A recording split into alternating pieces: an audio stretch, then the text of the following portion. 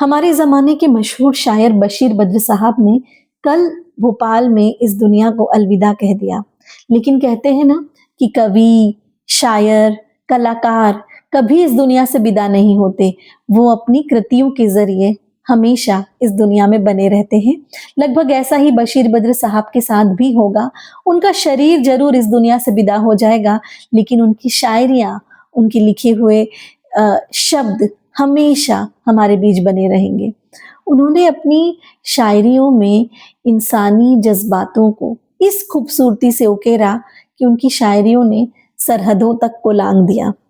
उनकी शायरियों का आम आदमी के दिल पर इतना गहरा प्रभाव था कि आम आदमी को प्रभावित करने के लिए कई दफ़ा राजनेता भी उनकी शायरियों को दोहराते नज़र आए।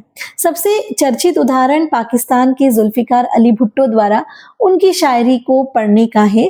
बताते हैं कि 1972 के युद्ध के बाद जब शांति वार्ताओं का दौर चल रहा था, तो ज़ुल्फ़िकार अली भुट्टो साहब ने अपनी बात रखने के लिए हिंदुस्तान के बशीर बद्र साहब की शायरी दुश्मनी जमकर करो, दुश्मनी जमकर करो, लेकिन ये गुंजाइश रहे जब कभी हम दोस्त हो जाएं तो शर्मिंदा न हो, जब कभी हम दोस्त हो जाएं शर्मिंदा न हो को पढ़ा था।